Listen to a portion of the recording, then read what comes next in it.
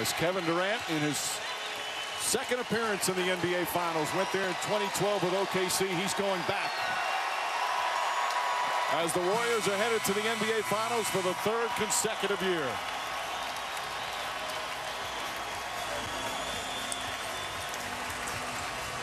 It is quite a legacy the Golden State Warriors are currently crafting, CT. They've won 67 or more games in each of the last 3 seasons. No team in NBA history has done that. They're going to their third straight NBA Finals with Kevin Durant now in tow alongside Steph, Clay, and Draymond. We love talking about legacy in the NBA. It's our favorite word.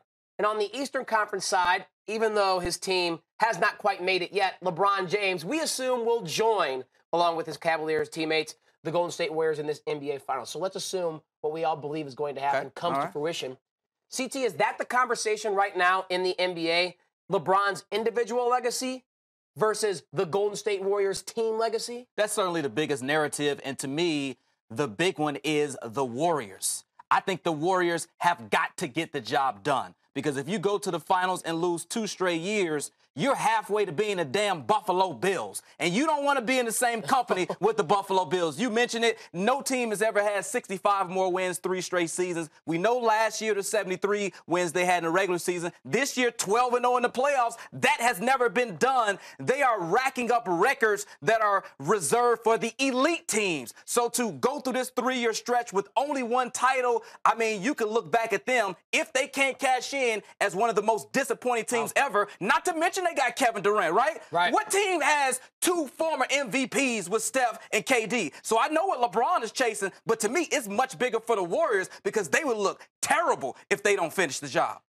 Yeah, I understand what you're saying there because they were the favorites in 15. They were the favorites in 16. They're going to be the favorites in 17 when LeBron and the Cavs get. They're going to be the favorites to win the NBA championship by, I think, a fairly significant margin according to Las Vegas. That, though, to me, could be the biggest potential benefit to LeBron James's legacy, as we always bring up him and Michael Jordan. Who's the best basketball player of all time? If LeBron is able to beat the Golden State Warriors with an inferior Cavs team 2 of 3 years, that will say a lot. You have a solid case. That will allow some of those LeBron backers to tell MJ backers, I don't care if LeBron has taken L's in the NBA Finals. Every time Jordan went there, his team was the favorite. And now, that has a lot to do with the fact that Jordan was such a great player on his own right. No doubt. But I think in today's NBA, with the great depth of talent we have and some of these super teams that LeBron has had to go up against, he's only been the favorite, I think, twice of the 7 times he's been there, 2 times with the Miami Heat. If he's able to knock off teams that Vegas said they are better than you,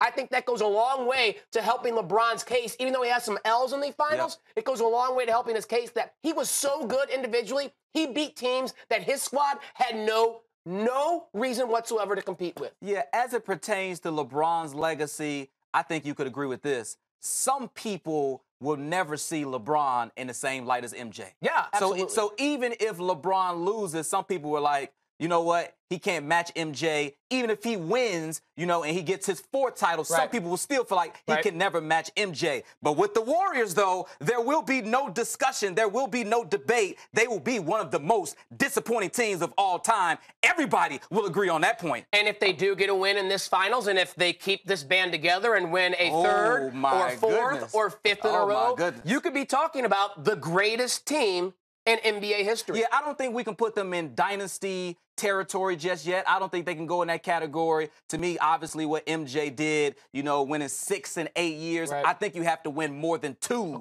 to be considered a dynasty. But they're well on their way, and we expect them to re-sign Steph Curry. These pieces should be in the Bay Area for a long time where they can certainly chase dynasty status. And I just do think the narrative has always evolved. In the 80s, it was Magic and the Lakers versus Bird and the Celtics. In the 90s, it was all about Jordan and his singular dominance. Then it became those Shaq and Kobe Lakers and what could have been if they would have been able to stay together and get along with Phil Jackson. Could have done some great things. Then it turned into the Greg Popovich Spurs dynasty, and now it's LeBron and the Warriors. It's an individual legacy versus a team legacy, and it is oh so fun to watch. We got to wait for the Cavs to win a couple more games here to make it the formality that we think is going to happen. But why don't you share with us your thoughts? Please use the hashtag #TheRally, join the conversation on Twitter, and enjoy the rest of these NBA playoffs as we get ready for round 3, Cavs and Warriors in the NBA Finals.